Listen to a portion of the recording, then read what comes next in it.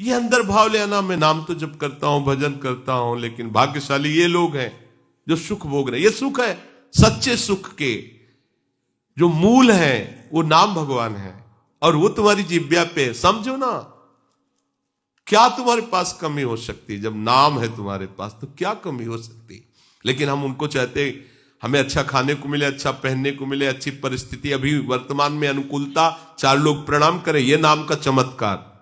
ये कोई चमत्कार नहीं, ये तो साधारण सुकृत से कोई पदाधिकारी बन जाता है तो बड़े बड़े उसको सल्यूट मारते हैं, हाथ जोड़ते हैं, बड़ी बड़ी व्यवस्था पीछे दौड़ रही। ये कोई खास बात है? ये स्वप्न है, सुकृतों के कारण थोड़े दिनों का स्वप्न है। इसके बाद अरे जो देवराजेंद्र के पद पर बैठा हुआ है वो भूखा अजगर बना हुआ पड़ा हुआ है जंगल में। जब महाराज युधिष्ठिर को फांसा तब वहां प्रश्न उत्तर में पता चला महाराज नहुस हैं। क्या समझते हो देवराजेंद्र का वैभव? अरे एक किसी राज्य का पदाधिकारी हो तो देखो, गाड़ियों की लाइन पीछे आगे पीछे सब फोर्स से दौड़ रहा। देवराजेंद्र जिनकी आज्ञा पर अग्नि देवता, पवन देवता, बड़े बड़े महाबलशाली चलते हैं, वो अजगर बना पड़ा हुआ है। ये कोई भजन का फल है? भजन का फल है कोई फल फूल की चाह न रह जाए। राधा राधा राधा, चाह मिट गई, निरंतर नाम चल रहा, इससे बड़ा कोई लाभ नहीं। चाहे जितने जन्म लग जाए, अब तो हमें ऐसी स्थिति प्राप्त करनी, हमें स्थिति की तरफ ध्यान देना है। देखो एक प्रसंग में दिखाया कि अर्जुन जी के रोम रोम से भगवान नाम, तो स्वयं भगवान श्री कृष्ण उनके सर को अपनी गोद में लिए हुए, महादेव जी ब्रह्मा जी उनकी परिक्रमा कर रहे हैं, अर्जुन जी की नाम चल रहा है। क्या दुर्लभ, आप नाम को समझिए। अरे देखो प्रिया जो नाम जप रही, लाल जो नाम जप रहे, परस्पर प्रेम का स्वरूप, कितना नाम महामहिम है कि प्रिया लाल। और हम वो नाम गुरुदेव ने दिया, उसको बहुत हल्के से ले रहे, और जबकि नाम सुकृत धन अपनी जीवन ही, उन्होंने अपना जीवन दे दिया। अब हम सोच रहे राधा राधा कहने से हमें क्या मिला? अरे तेरे ऐसे भाग्य कहां थे कि तू राधा बोल पाता। ये तो वृंदावन की कृपा, रसिकों की कृपा, लाडली लाल की कृपा कि राधा बोल पा, यही सबसे बड़ा लाभ है। ये राधा तो हरि भी बोल रहे ना, हरि और हमारे बोलने में अंतर हो रहा है। हमें प्रीति नहीं, हमें मात्र नहीं, उनका जीवन है राधा।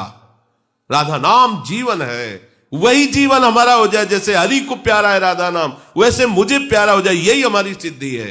हमारा महत्व बन जाए कि राधा, अब हमें क्या चाहिए? हमारे पास तो राधा नाम है, हरि नाम है। साधक के मन में ऐसा महत्व, ऐसा भाव नहीं आ पाता। देखो अभी आप कितने स्वतंत्र हो गए, कितना आपके झंझटे मिट गए। जो प्रभु कर रहे हो वही आप कर रहे हो। जब लालजू की कोई बात होती है ना, तो प्रियाजू का रोम रोम पुलकित हो जाता है। प्रीतम की बात कोई भी, जब प्रियाजू की बात होती है तो लालजू को ऐसा लगता है कि शास्त्रों कानों से मैं अपनी प्यारी जू का नाम, प्यारी जू का रूप, प्यारी जी की महिमा। इसीलिए प्रायः रसिक जनों ने प्रिया रूप का वर्णन बहुत अधिक किया है, क्योंकि प्रभु आसक्त रहते हैं रसिकों को, क्योंकि प्रियाजू के अपनी गुण को सुनने में लालजू को कम अच्छा लगता है। जब प्रियाजू की कोई महिमा करता है तो एकदम ये, और हमको क्या करने को मिल रहा है? दोनों के रूप का गुणगान, दोनों के आप देखो तो आपको मिला क्या है? अब बोले इसका फल क्या मिलेगा?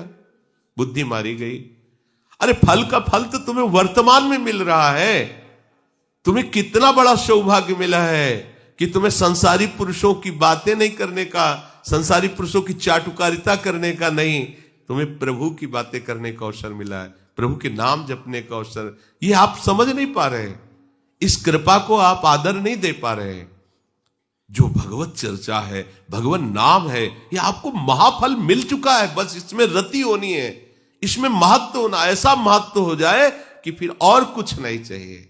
यही हमारे हृदय में महत्व भी पैदा कर देगा। पर ये मांग तो बंद करो ना कि राधा नाम का फल हो, कि हमके अमुक वस्तु मिल जाए, अमुक। ये कितनी घटिया बात है। अरे आप उनके आश्रित हो तो भरण पोषण करना उनकी जिम्मेवारी है, आपकी जिम्मेवारी नहीं। कैसे वो व्यवस्था करते हैं आप वो खुद देखो। वो गरीब आदमी है क्या कि हमारे लिए उनको किसी से सहयोग मांगना पड़ेगा? अरे भाई, ये जैसे पलक झपका, इसको कहा निमेष, इतने में अनंत ब्रह्मांडों की रचना हो गई। न सीमेंट की जरूरत पड़ी है, न मिस्त्री की जरूरत पड़ी, न लेबर की जरूरत पड़ी है।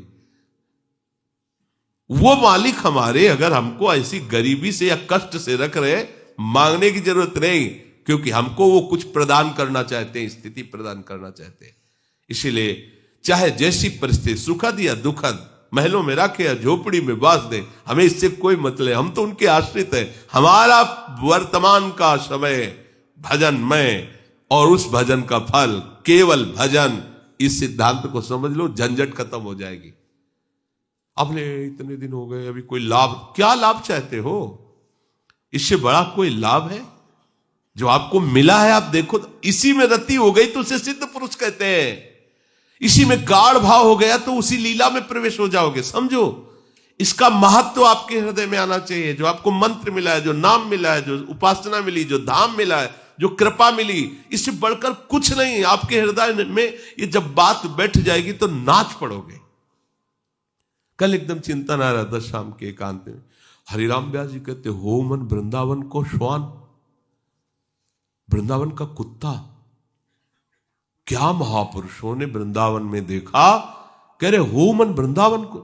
प्रबोधानंद जी कह रहे कि मुझे नाली का कीड़ा, और तुम्हें मनुष्य बना के रख रहे, तुम उनकी कृपा के लिए रो नहीं रहे हो कि कितनी अपार कृपा हम पर है कि बड़े बड़े महापुरुष कह रहे हैं मुझे नाली का कीड़ा बना करके रख लो इस वृंदावन धाम में, पर बाहर मत करना। कुत्ता बना दो पर बाहर मत करना।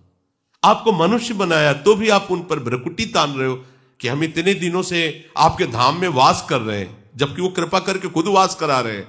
हम इतने दिनों से नाम जप कर रहे हैं, जबकि वो कृपा करके नाम के रूप में तुम्हारी जिह्वा पे स्फुरित हो रहे हैं, और तुम उन्हीं को भ्रकुटी दिखा रहे हो, तान रहे हो कि क्या मिला? इतने दिन से सब कुछ छोड़ करके वृंदावन वास करें, नाम जप, मुझे मिला क्या?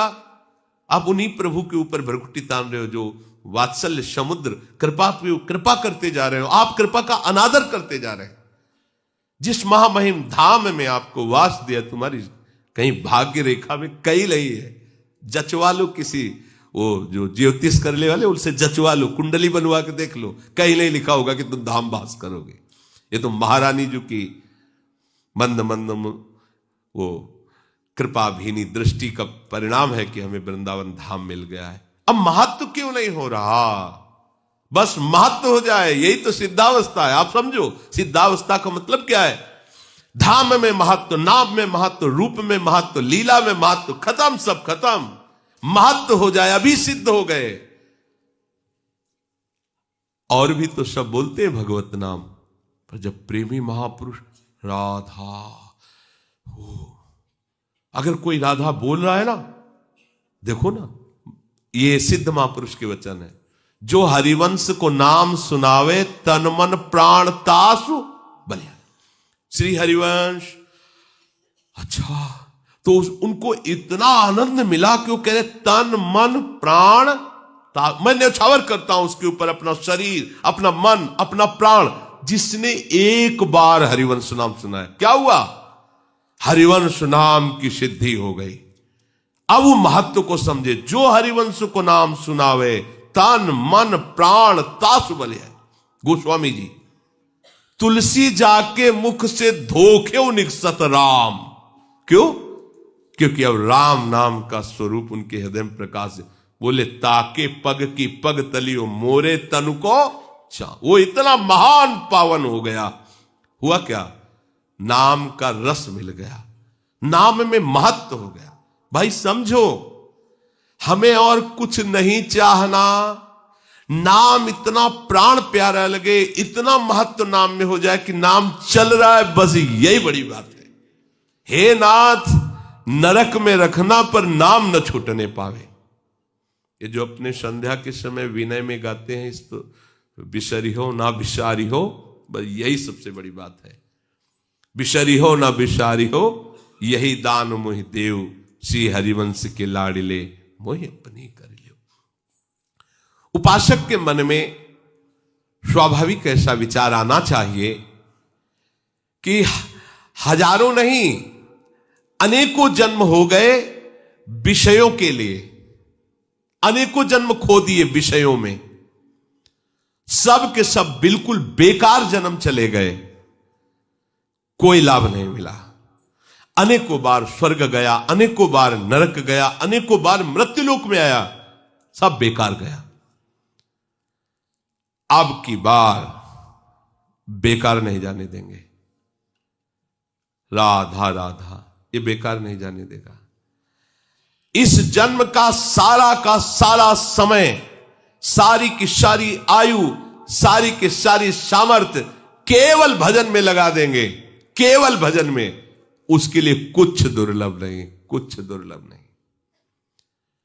5 वर्ष के बालक ने ठान लिया कि मैं ऐसा पद प्राप्त करूंगा कि मेरे पिता उत्तानपाद जिस सिंहासन में बैठे इनको भी ना मिला हो और इनके पिता को भी ना मिला हो। नहीं मिला। स्वयं भूमन को भी वो पद नहीं मिला। 5 वर्ष का बालक निष्ठा लेके निकला। देवर्षि नारद जी जैसे समर्थ गुरु मिले। कहां जा रहा है? मैं जानता हूं कि तुम अपने पिता के गोद पर बैठने को नहीं पाए हो, मां ने तुम्हें ऐसा, बच्चे हो अभी, तुम्हारी बुद्धि ऐसी हो सकती। चलो मैं अभी आदेश करूंगा, मेरे आदेश का पालन महाराज उत्तानपाद करेंगे, तुम्हें अभी उस सिंहासन का अधिकार प्राप्त हो जाएगा। अब तो और पक्का हो गया कि जिसकी प्राप्ति के लिए चला हूं केवल, तो जहां मुझे गोद में बैठने नहीं दिया जा रहा था उस सिंहासन में बैठे, क्योंकि देवर्षि नारद की आज्ञा का उल्लंघन कोई नहीं कर सकता, चाहे वो कंस हो, चाहे वो कोई महात्मा हो, कोई भी हो। दुष्ट से दुष्ट स्वभाव वाला भी झुककर देवर्षि नारद, ये ऐसे महात्मा है, कहीं भी किसी के भी दरबार में जाए सब जगह आदर, कोई इनका अनादर नहीं कर सकता। क्योंकि ऐसी बात करते थे उसको लगता था इनसे बड़ा हमारा हितैषी कोई है ही नहीं। ध्रुव जी को पता था कि ऐसे सामर्थ्यशाली महापुरुष हैं, मिथ्या का तो कहीं प्रवेश ही नहीं। अगर मेरे पिता से आदेश कर देंगे तो तुरंत सिंहासन मिल जाएगा। तो उनको सिंहासन की प्राप्ति का शब्द और दृढ़ कर दिया अपने मार्ग में। अभी तो चला हूं और मुझे वो राज सिंहासन जिसके कारण मैं निकाला गया, वो सिंहासन मुझे मिलने, अब तो छोड़ ही नहीं सकता। जिसके मार्ग में चलने पर यह मिल गया, उसकी प्राप्ति पे क्या होगा? भय दिखाया, बहुत से सिंह है, मच्छर है, सांप है, बिच्छी है, और दैत्य लोग भी घूमते हैं जो सीधे मनुष्य को खा जाते हैं, नरकाहार करने वाले। तुम ऐसे जंगल में जाकर कैसे भजन करो? काम क्षत्रिय राजकुमार है। एक बार दृढ़ निश्चय किया तो प्राण चाहे निकल जाए, कदम पीछे नहीं जाएंगे। चेला पक्का, तत्काल गुरु मंत्र दे दिया, जाओ। 6 महीने में भगवान भाग के आए, भाग के अपनी प्राणवायु बंद कर दी, तो संपूर्ण ब्रह्मांड की प्राणवायु बंद हो गई। भागना पड़ा भगवान को, भाग के आए, जैसे मां भाग के अपने बच्चे के पास आती है। निहाल कर दिया। हमारी आयु, हमारा समय, हमारी सामर्थ्य भजन के लिए है। बहुत जन्म संसार के लिए दे, अब ये भजन के लिए, केवल भजन के लिए। कोई समस्या नहीं, कोई प्रश्न नहीं, कोई मांग नहीं। राधा राधा राधा, हमारे अंदर ये हो रहा है, उनके अंदर वो हो रहा है, वो ऐसा कर रहे हैं, हमें दुनिया से मतलब अब नहीं। राधा राधा राधा, क्या प्रश्न है? साफ समाधान है। यही हमारा साधन, यही हमारी सिद्धि, यही हमारा साधन, यही हमारा साध्य।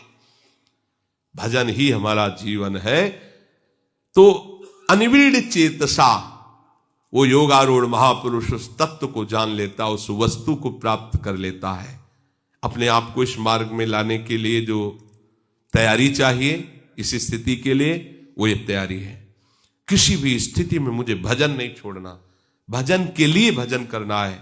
मेरी गति क्या होगी इस पर छोड़ दो, मेरी परिस्थिति क्या है इसको भी छोड़ दो, मेरा निर्वाह कैसे होगा इसको भी छोड़ दो, पता नहीं मैं चल पाऊं कि ना चल पाऊं ये भी छोड़ दो। वो बहुत समर्थ है, पकड़ करके ले चलेंगे आपको। अभी इन सब बातों का चिंतन न करके राधा राधा चिंतन करना है, नाम चिंतन करना है, मंत्र चिंतन करना है, अपने आराध्य देव के जस में डूबना है, उनकी सेवा में डूबना है। ये वर्तमान का समय ही हमारी सिद्धि है।